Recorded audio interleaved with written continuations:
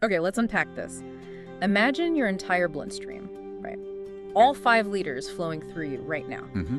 Typically, it holds only about 1 single teaspoon of sugar at any given time, just one. It's quite a perspective shift, isn't it? A tiny amount is usually all the body really needs for, normal functioning. Now, think about some everyday things. A regular glass of orange juice. Yeah.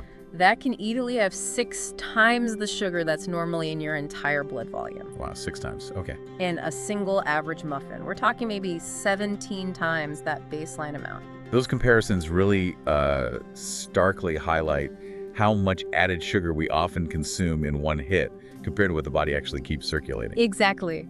Welcome to the deep dive. Today, we're plunging into some genuinely surprising facts about sugar that go, well, way beyond just counting calories or thinking about diabetes. This deep dive is based on a set of sources you've provided. We saw some headlines you shared, but the real substance, the core insights we're extracting today, they come from this detailed article called Uncommon Facts About Sugar You Never Knew, Mind-Blowing Truths from dashinghealth.com. Yeah, that's the main one for today. We saw the other material like those political headlines, but for this discussion, it's really the health science in that Dashing Health article that's giving us the core stuff. Our mission today is basically to walk you through the most impactful, maybe even kind of alarming info from this source. Show you how sugar affects your body in ways you might never have suspected. And why does this matter to you listening? Well, you're here for the shortcut, right? To get quickly and genuinely well-informed. Yeah. And understanding these less-known effects of sugar, it isn't just for people managing specific conditions. The article makes it clear. This knowledge is vital for anyone focused on long-term health, protecting their memory, keeping up energy levels. Or even slowing down how fast they age. Exactly. It's about these quiet processes happening inside that this article really shines a light on. It connects the dots between what seems like, a simple carb and these pretty profound effects on how our cells work and, markers of aging.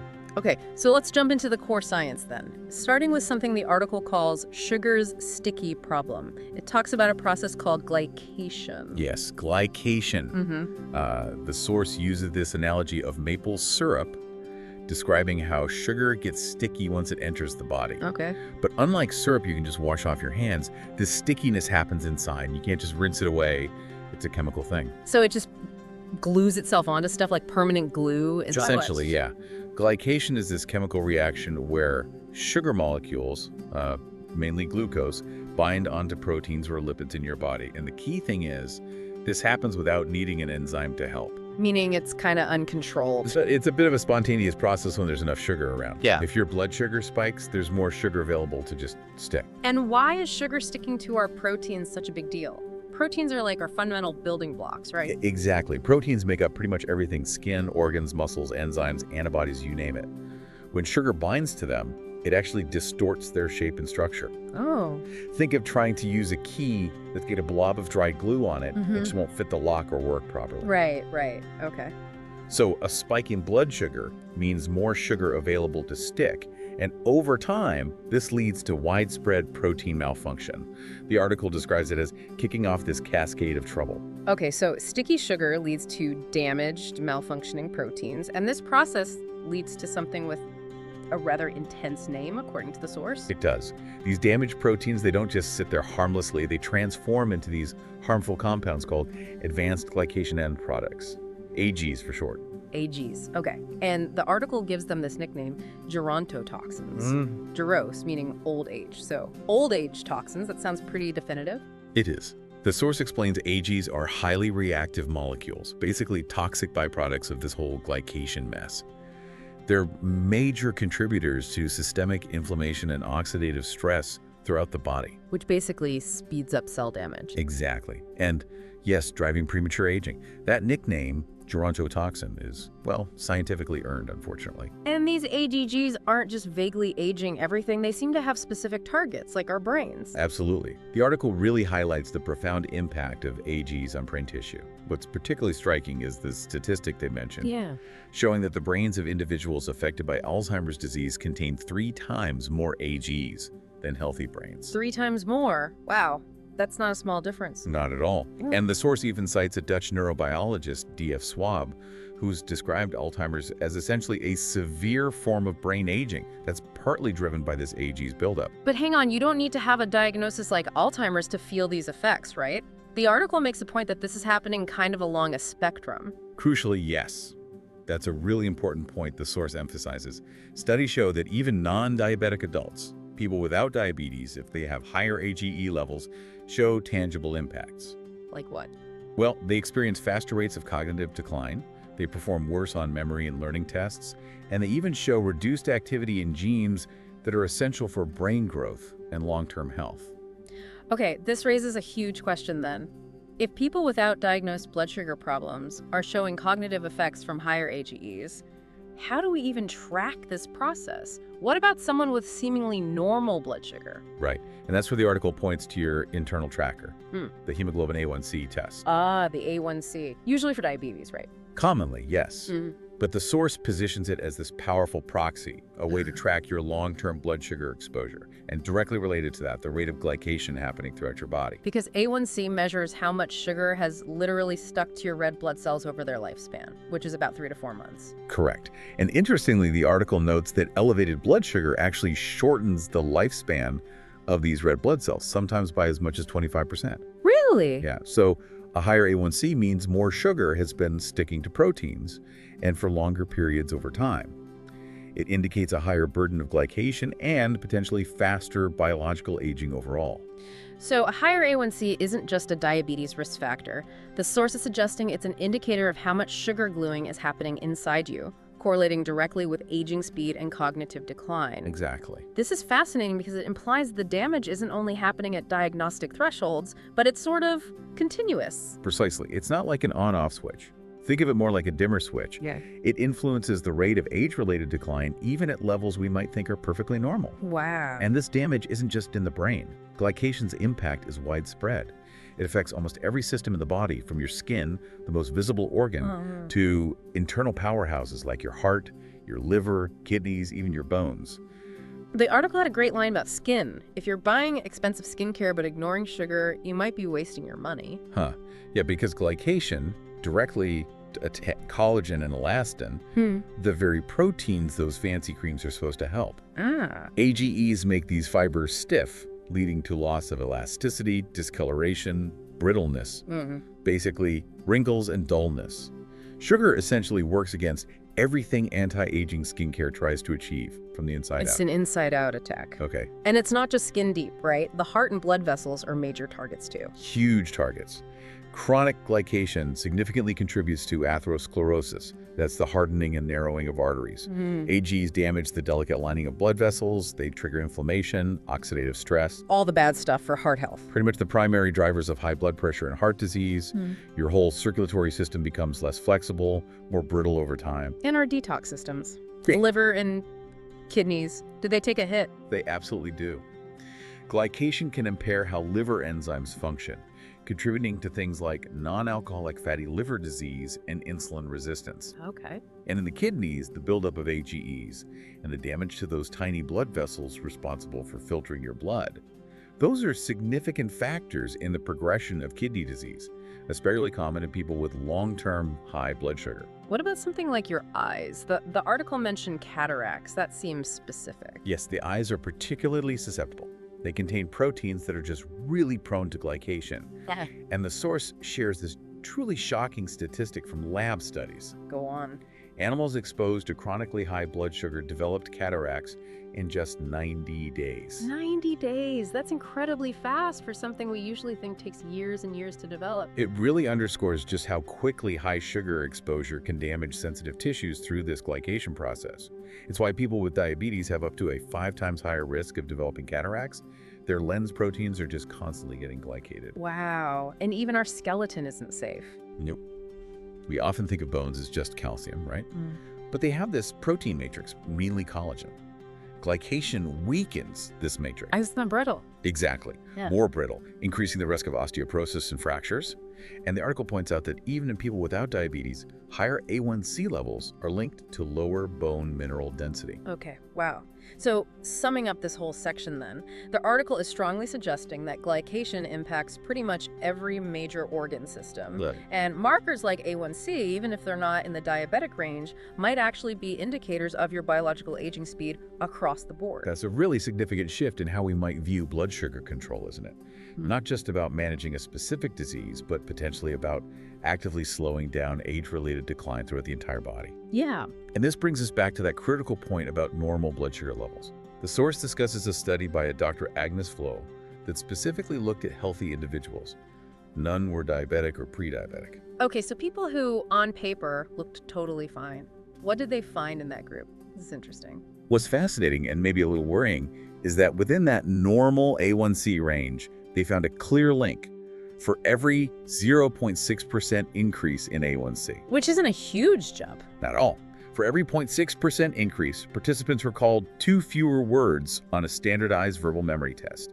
And this was a statistically significant difference, entirely among people considered healthy by conventional standards. So even small increases in A1C, well within the quote-unquote green zone, were already linked to poorer memory performance. Exactly.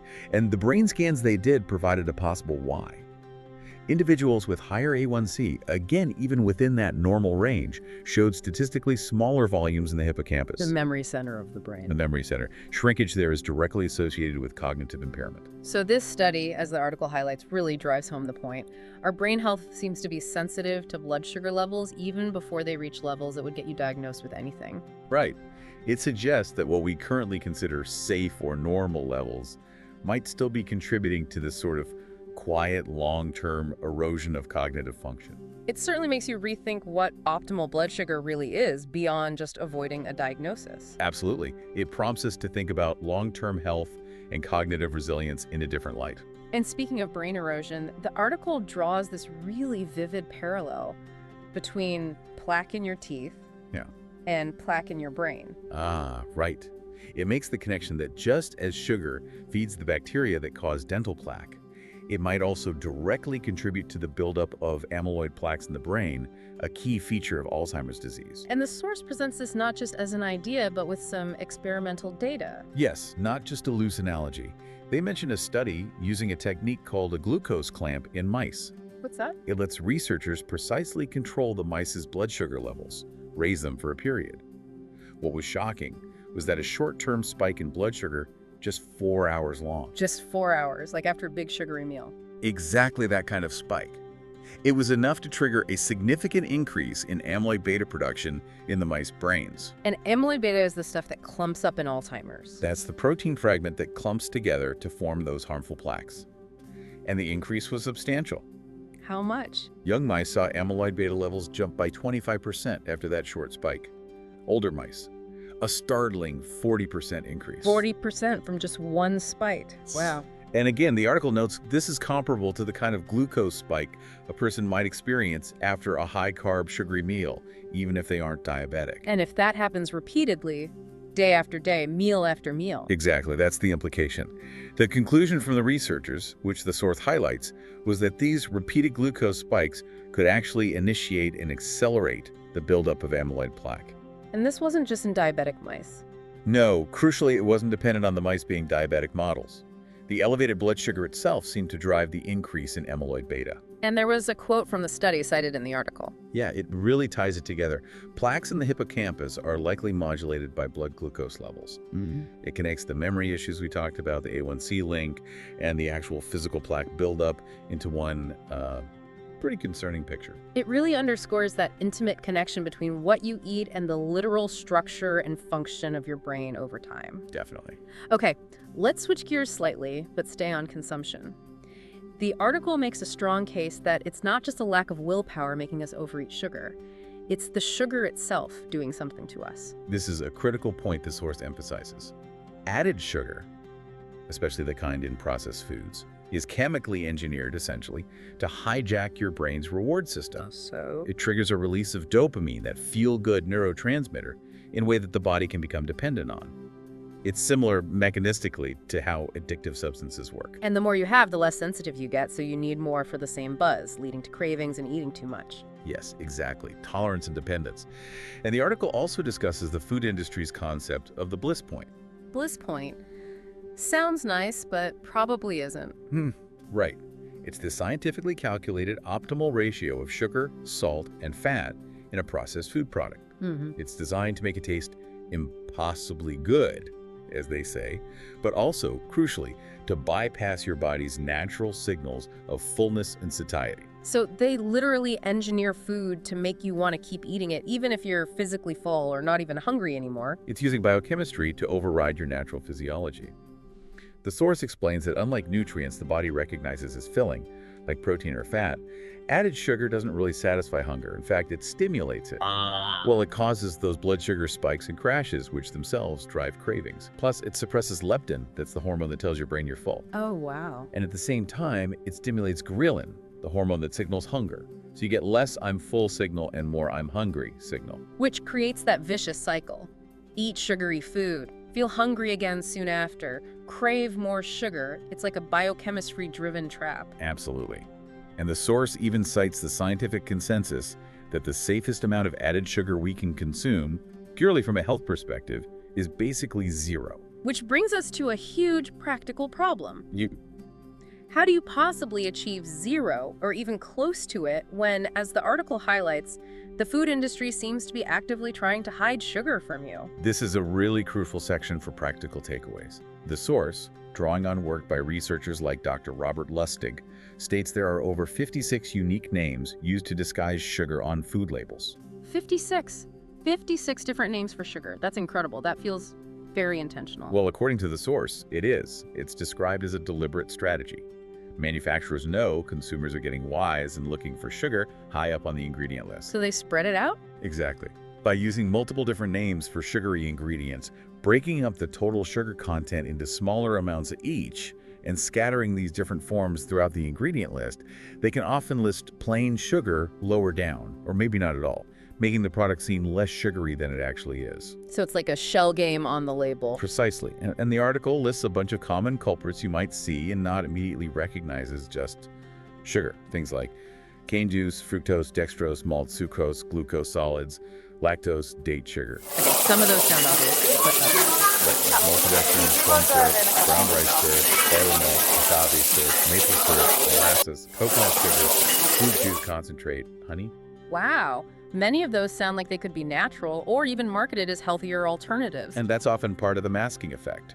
But chemically, they are still forms of sugar, and they impact your body in very similar ways, spiking blood glucose, contributing to glycation, all that stuff. So what's the advice? The source's advice is essential. Become a label detective. Don't just trust the claims on the front of the package. You have to turn it over and scan the entire ingredient list. What should we look for? Look for anything ending in oshores like glucose, fructose, sucrose, dextrose. Also look for words like syrup, malt, nectar, or concentrate. And I guess the more ingredients a packaged food has in general, the more likely it is to have hidden sugars. That's a pretty good rule of thumb, yeah. Yeah. The source basically says, if it comes in a package and has a label, it might have hidden sugar. Prioritizing whole, single ingredient foods whenever you can is the best defense. Okay. Finally, the article contrasts foods that behave like sugar in the body with those that don't. And some on the sugar-rich list might surprise people. They might, yeah. The source points out that many common carbohydrates, even ones often considered healthy staples, are rapidly converted to glucose once you digest them. So they essentially act like sugar in your bloodstream. This includes things like wheat, even whole wheat bread or pasta. Oats. Especially instant oatmeal, potatoes, corn, and rice, both white and brown. Brown rice, too. Yeah, we'll get to that. And liquid forms are particularly problematic, the article stresses. Like sodas and juice. Absolutely. Soft drinks and fruit juice are highlighted as delivering pure liquid glucose and fructose straight into your bloodstream with basically no fiber to slow down that absorption. Huge spike. Even things like breakfast cereals, while seeming innocent, are often highly processed and packed with hidden sugars and fast-digesting carbs. Okay, so in contrast, what are the sugar-poor foods?